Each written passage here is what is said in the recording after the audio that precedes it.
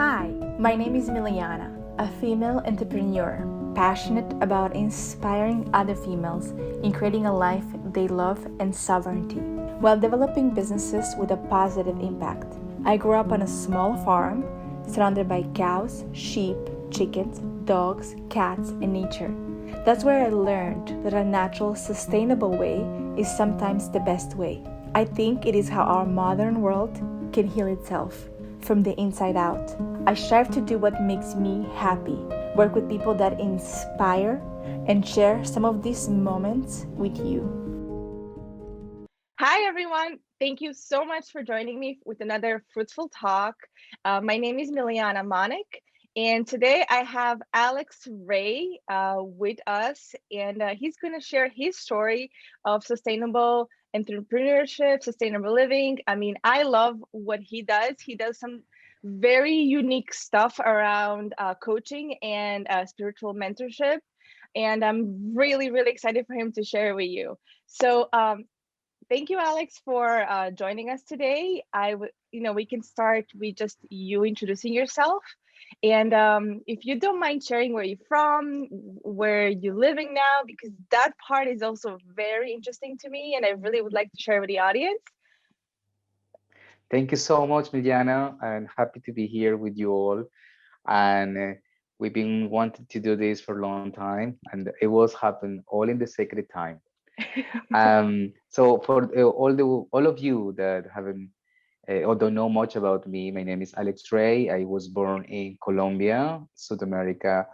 I've been living in Ireland in the last, let's say, 15 years, and I spent another 7 years in the UK.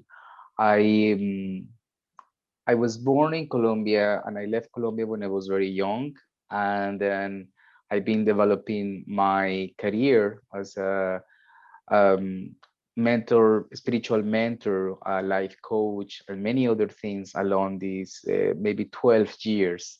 And I will explain along the interview more about those 12, 15 years. Okay, okay, and where are you right now? Because that's also a very interesting thing. Thank you. Thank you. Yes. So last year, after almost 15 years in Ireland, I decided to, even though I've been very grateful because I've been traveling a lot in the last years, teaching abroad, mostly in Europe. I decided last November to move to Canary Islands. So I am at the moment based in Tenerife. Yeah, yeah, it's like great. Like, winter in Canary, that's awesome. Yes, and it's the first time that it, for me, even though I am get well used to the weather and to winters, I decided that I need to give to myself this gift. And that's what I get out of my comfort zone. And that's very important for all of us. And to push yourselves out of our comfort zone. So I left temporary Ireland just to come here to experience another adventure. That is so beautiful. I absolutely agree with you. Getting out of your comfort zone is very important. Okay, so now I want to get a little bit into sharing your story around your coaching and spiritual mentorship. So could you give us like that starting place for you? What were you doing beforehand, and how did you decide to go into this field and like do this part with your life?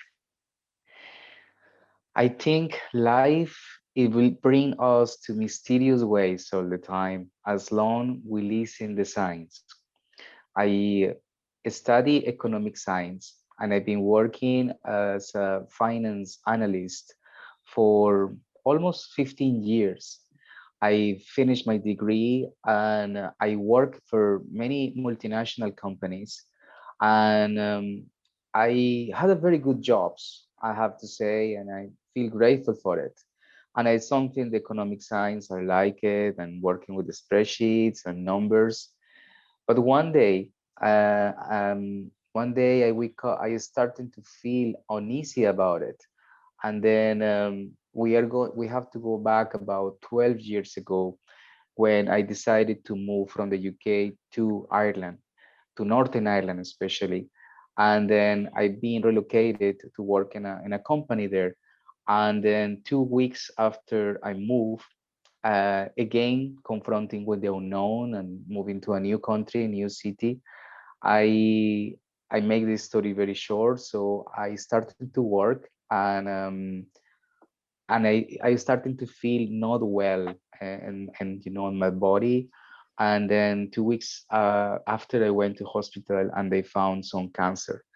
So I have no friends, I have no family, and but I've been preparing myself unconsciously for this, because now I understand, looking at all these success and no, those events that happens. I've been looking at, analyzing, and feeling. So I stood up myself, and I was diagnosed with this cancer, and they say to me, we need to operate as soon as possible. And say, okay. So I didn't tell anyone in my family, and I just, bought Wow. some pajamas, and I went to hospital, and let's go for it. And then the process started after, when I finished the operation and I came out. And life always give you angels in your way, always. So I met, in those 2 weeks that I've been in that place, I met some beautiful people, and they helped me out to just, to do the shopping and all the rest. And then the process, or the confronting process, it was after, when they say to me that I have to go through also under some chemotherapy procedures. And I say, no, thank you. And that was the beginning of my awakening. Obviously, it started with the diagnosis, it started with the confrontation on my health and taking ownership of my health, and after with the confrontation. So I decided to go to the jungle, and reconnect to where I come from, where I was born. And that was the beginning of my life as a therapist, because right after, and they say to me, okay, but we're not going to give you any chemotherapy, but you need to come up every year or every 6 months to do checkups. And I said, it's fine for me. So I went there, and after I spent in the Amazon maybe 5 months, and it was taking ownership of my life and assessing what I've been doing in my life, or what I was being, if I was fulfilling my dreams or not. So it was a huge confrontation. So I went back after, and after 5 years, they did all those checkups, and they couldn't find anything else. So I proved, that I took ownership of my life. And then right after, it was when I started to do my trainings as a massage therapist. So I am a Ayurvedic Thai massage therapist, aromatherapy, holistic massage, Lumi Lumi massage from Hawaii. So I started to train in all those therapies. Wow. Your story is a true awakening. I wish we more people looked at their life the way you did, when something, a block comes along and we're like, well, what can we change? Because I think most of us, whatever is familiar, we just clinch to it more, because we want to control the situation, when in reality it's about letting go, reevaluating, and seeing what is missing in our lives and what new steps can we take. So thank you so much for sharing that story. That is like a very, very powerful story. Um, okay, so that Thank takes me you. to the next part. Yes. um, so you kind of already mentioned how long you've been doing this. Did it take a long time for you to establish yourself? Did you take any courses? How was that journey for you, that part of the journey? Um, when I started to follow my dreams and follow my passion, and looking at the conjunction between the mission and the vision in life, it's not something that easy, especially when you are coming out of the mental programming of the, in my case, finance background, and how you're going to survive, and you're going to quit your 9 to 5 job, and all those things. So my story has been, I've been taking this adventure, happily adventure, slowly. So I've been the last 10 years working full time, and in the same time holding my spiritual retreats and giving my therapies, coaching therapies, massage therapies, dance therapies, because I also used to teach dance. And movement is very important in the understanding of the emotions as well. So all of those things that I've been doing along the way while I was working in those banks, because that the last job that I had was in a banking industry. But 2 years ago, I decided to commit myself with my purpose, and I decided to quit my job because, first of all, I knew that the money is all about the mind, and the money is how we relate to. So we have to live in abundance for everything to happen. Of course, we need to prepare ourselves, we need to prepare the strategies, we need to prepare plans. That's of course, yes. But gradually I've been doing this. So I took some courses about entrepreneurship and to become, self-employed. And I'm happy to say that after 2 years, I will never go back. I am owner of my life, I am owner of my time, and I do whatever I want. And sometimes, and it's true, as I was talking with a friend of mine yesterday, you end up working more and more hours, but it's okay because you are doing what you love. So at the end, it's not work. I absolutely agree with you. I feel the same way. But somehow I don't feel stressed out in the same way. I don't feel exhausted in the same way. Like, that wear out kind of feeling, it's not really there. It's just like you're just doing it. Like this call today kind of happened a little bit unexpectedly, and the schedule wasn't working out for us, but I'm so excited to be here. I Thank want to you. take a couple Yeah. of steps back to just make sure that we understand. When you're saying you left your job 2 years ago, you're talking about therapy, right? You're not really talking about your finance job. The finance job. two Oh, years ago, so you did it. You've been doing it this whole time. whole time Okay. I've been doing a full-time job plus my spiritual retreats and the weekends, and dance lessons in the evenings and massage therapies in the evenings. So my day was very long, but it was my pleasure.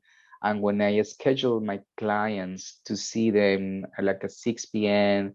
until maybe 10 p.m., I was happy. I was very happy because that was the time of my life when I was giving, when I was helping people out.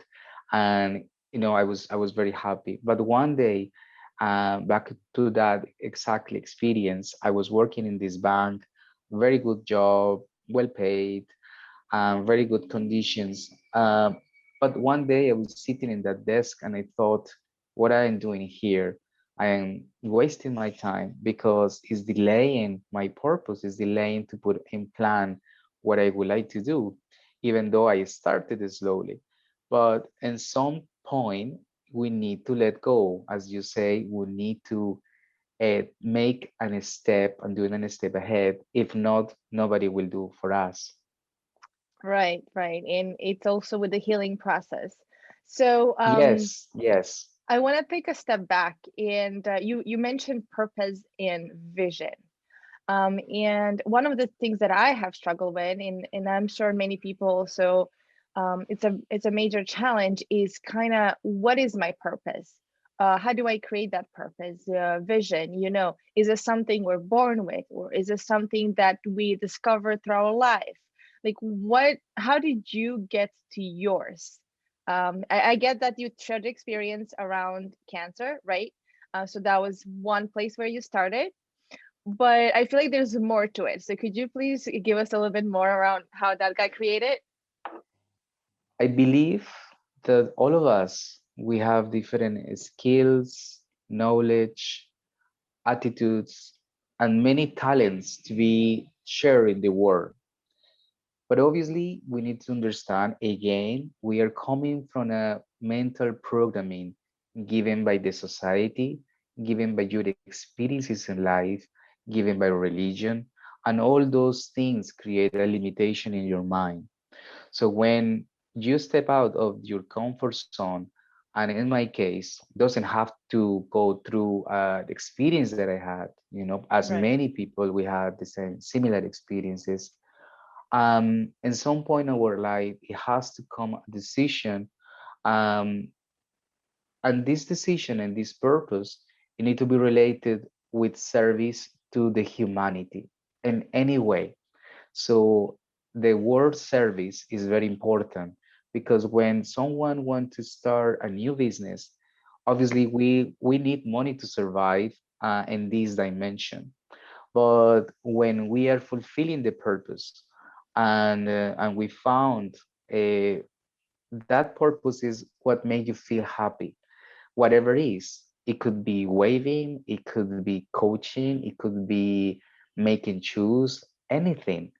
But when you find the satisfaction and the happiness in that thing that you do, and that thing that you do is helping someone in some point, it's happiness. So that's my relation through to see the purpose and to find in the inner voice of all of us.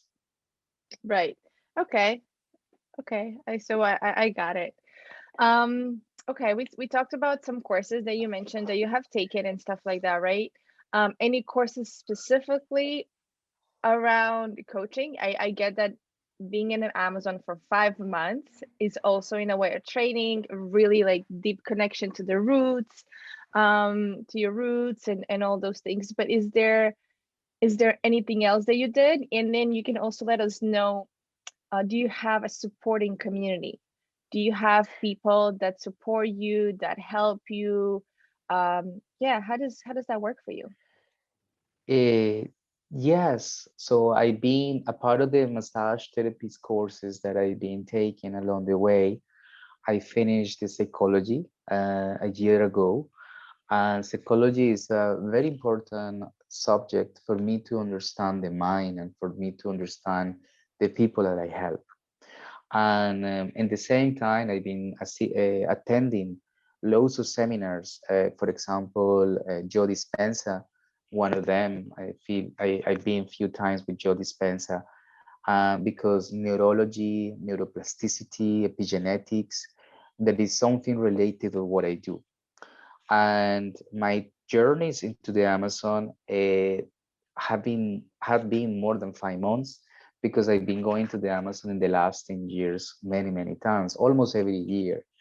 And that's another aspect of my ideas as a business to spread these experiences to people. So I've been taking people to the Amazon in Colombia and the Amazon in Peru to get to experience how the indigenous communities live and understand their cosmovision.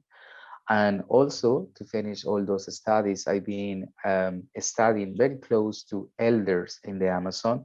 And nowadays I do have two elders that I study with shamanism, and I study many things about understanding the medicine and plants and understanding the connection of us with the nature. Wow, that is so beautiful. Okay, so that's one community. I mean, two communities that you're part of. One is the therapy, the other one is shamanism. Any other support? Are your friends and family supportive of what you do? How does that work for you? Yes, so all my family have been, very close to me in this transition, and all of the members of my family knows what I do, and it has been very important support. And also, uh, I am part of a community in Colombia. It's called the Muiscas. It's an indigenous community, and they have recognized me officially by papers and all the rest about 4 years ago after a long process, because it's an indigenous community that Hmm. has been recognized by the government. So it take a while, all those process.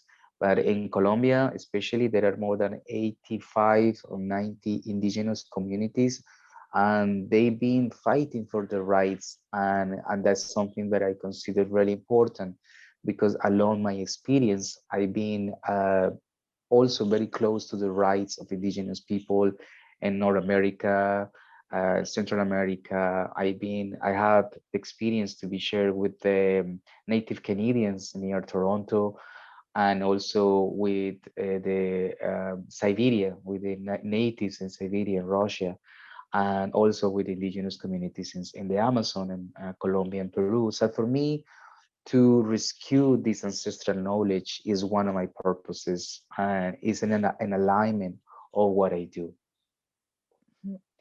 I'm sure that the communities in those areas, all of them that you mentioned, are very, very grateful to have somebody speak up for them, to the outside world that quite often feels very disconnected.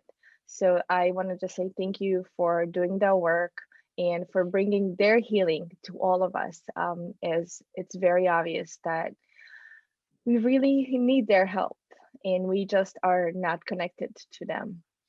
Um, okay, so next question for you is, um, how long did it take for you to have your first client? And I know it's been a while, right? But anything that Yes. you remember, um, and what was like, how do you feel about that first success? That said to you, I'm gonna continue doing this. Yes, I remember perfectly when I arranged my first client for massage, and I started to develop my business cards, and a friend of mine was helping me to design them. And but the first experience was so beautiful because I was nervous at some point, but it also felt natural, and I was even amazed with the experience because how natural it could be. Because when I was 15, I would never imagine that I will be touching people and helping people out and listening stories of people. I never imagined myself doing that, but it felt so natural. And the point is, when the person finished this massage, and to see their faces, the happiness, the embodiment, it was so much, happy for me, and it gives me so much satisfaction. But also, I pushed myself because in those years, I started to work in festivals, music festivals, giving healing therapies in the festival.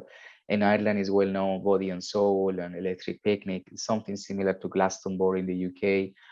Big festivals, so there is a space and a section in the festival when there are loads of therapists offering massage therapies and healing therapies.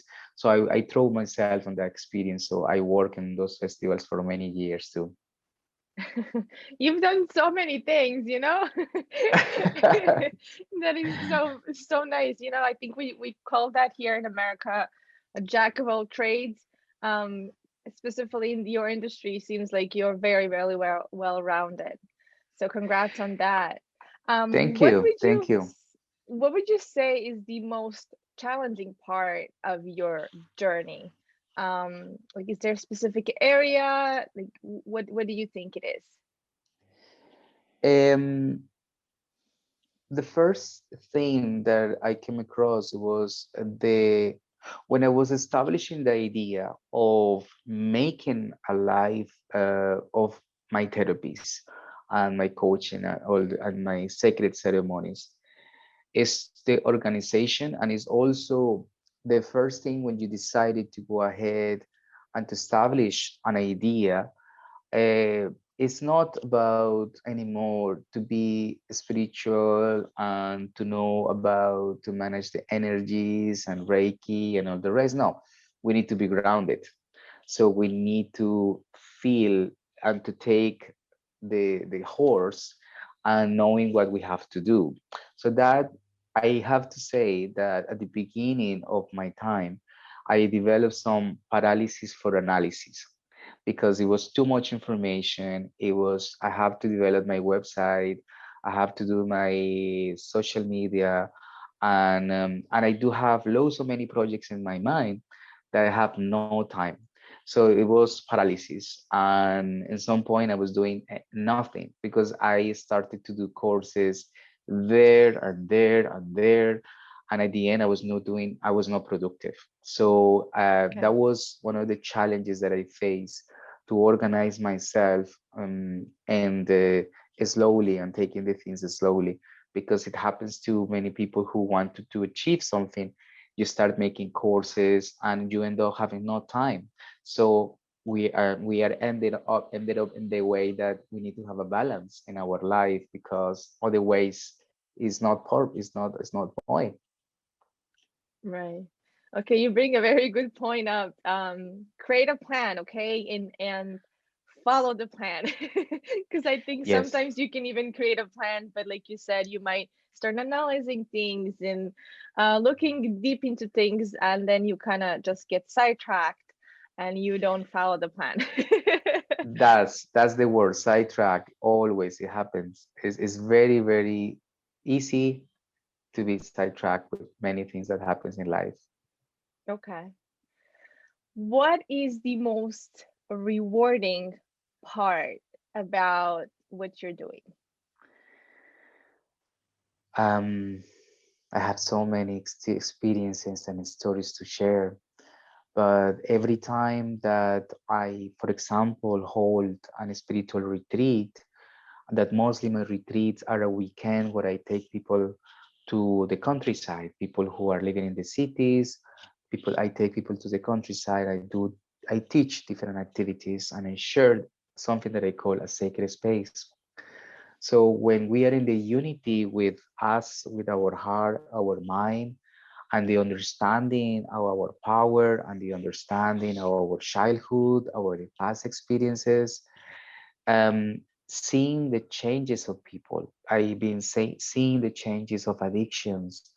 I've been seeing the changes of traumas. I've been seeing changes of mental programming coming out to the other side, coming out to the other side of the river, looking at life in another completely different way.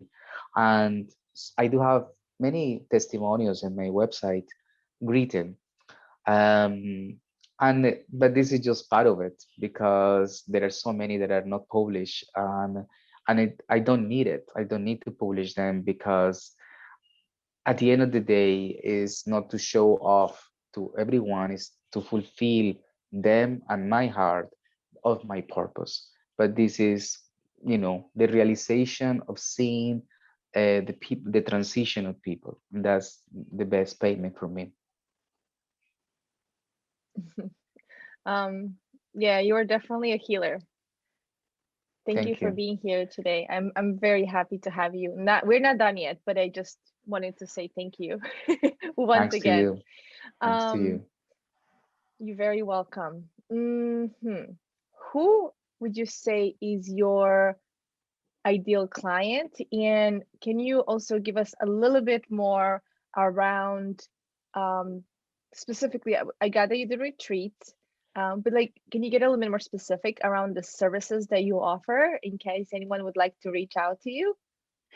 Yes, so as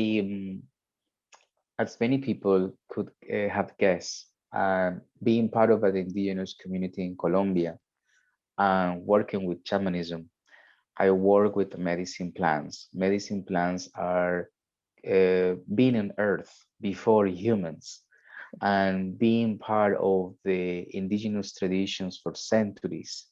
So I take people to Colombia, to the jungle, to take part of those ayahuasca ceremonies, where the people get to experience, these medicine plants, and not just that one, because it's well known in the stream, in the Western world, this medicine plant, but there are many plants, and then not just an experience with the medicine plants, but there's also breathing methods, meditation, singing, drumming. That is something very important. That is something that I've been developing in the last years a lot, is teaching people how to make their own drum, and how to use them.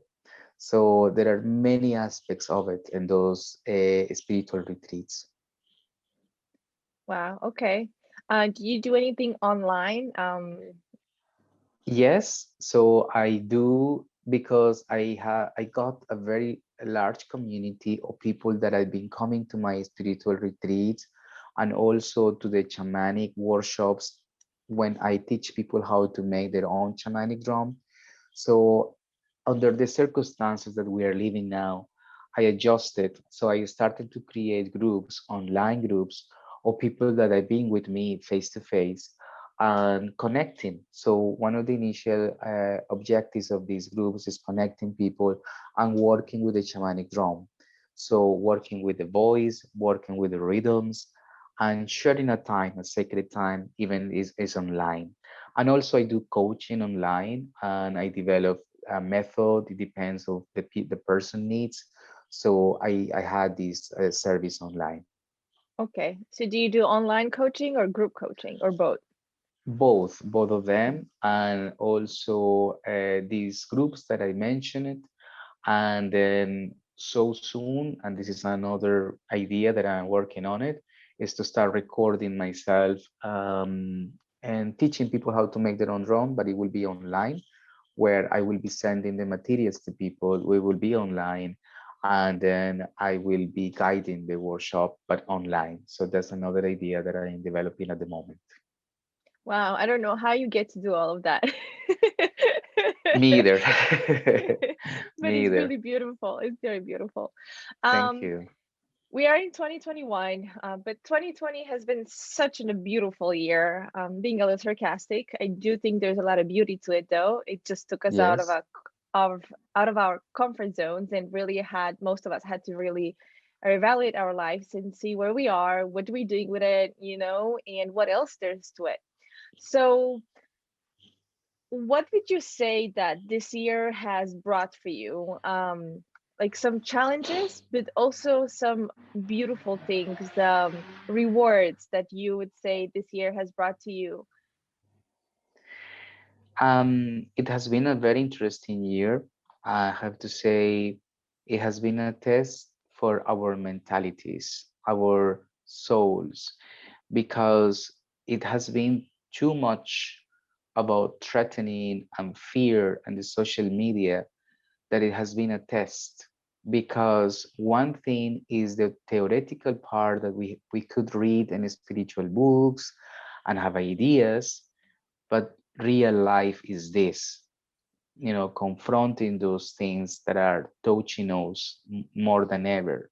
So it has been an interesting year because it allowed me to practice deeply what I've been learning for many years, just the patience, the tolerance, the understanding, and the respect of other people's opinions, because as we know, everyone have their own opinion nowadays about what is happening. And it's Absolutely. about, yeah, it's about tolerance. And so that I think it has been a very challenging, but in the beautiful way. And also for many people, it has been confronting them deeply into their hearts, into their souls, because they been in few countries, they've been pushed to be in their place for such a long time of period. So they have no other distractions that to confront themselves. So I think this is a value. There is a value on it. Okay. Thank you so much. And what is in Welcome. for you for this year and, maybe beyond this year? Yeah, so definitely I would like to continue growing in my purpose and helping and serving the collective consciousness, what I call, and the humanity.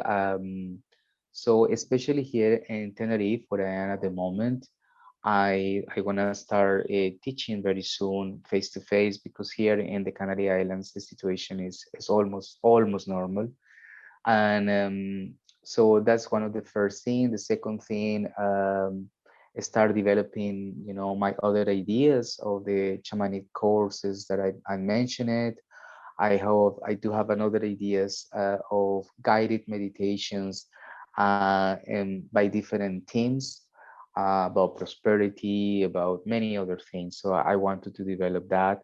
I had a podcast years ago for Iris Radio International, but I the idea stopped because Irish Radio International, that it was an online radio, mixed, merged with another radio. So that project stopped, but I want to go back to my podcasting. That's another thing there. So there are many, many ideas. Wow. Okay. Well, I'm looking forward to that. Thank you. Thank And you. last but not least, would you like to share with us where can we find you on the web? Yes. So my website is something that came to me, the name, one day when I was working in a massage therapy, and it stayed like this. So it's discoveryourheart.net. That's my website. My Instagram account is Discover Your Heart Now. Yeah. And then my YouTube channel is the same, Discover Your Heart. And then I do have another project that I forgot to mention is also the project to help indigenous communities economically. So I've been setting up this project, very sustainable, to as a fair trade. And from one side, helping the communities to keep alive the tradition of their weaving, of their jewelry, of their ancestral wisdom, and in the second time helping them to spread those items, objects, sacred objects to the world. So through my Etsy account, that is Discover Your Heart as well, you will see different items, ceremonial items and jewelry and earrings, and all of them, they are part of my journey. They're part of different indigenous communities that I help, and it's for a good purpose. So that's another thing that I would like to express. Beautiful. Anything else before we close that you would like to share? Maybe something I didn't ask you and that you would just really love to share with the audience. Thank you. No, first of all, thank you for allowing me the time to be here to share with you, and thank you for your time and your energy. Um, and then you are also contributing to this, to these ideas to happen and spread the word. That's beautiful. And second thing, I just wanted to share that no matter in which state of your life you are, it's never too late, and it's also important to take a time to be with us and within us, to listen ourselves and to see the signs of life. And it's important to dedicate to us a certain time every day and get out of this wheel that we are in constant motion, and to be with us, to go to the sea, to go to the forest, to be with you. And that's very important, because when you are with you is when the purpose and the lights and ideas come up. Thank you so much. So if I can, if you can. Oh, that was so beautiful. Joining us for another fruitful talk. I'm so honored to be able to share this story with you about Alex and all the work that he does with Indigenous people that truly need our voice and our support and our connection to their lives, because they are truly a resource that we are not utilizing at this time as much as I think we should. So, thank you again. Have a beautiful day wherever you are, and I will see you next week. Bye bye. Bye bye. Thank you so much. Bye bye.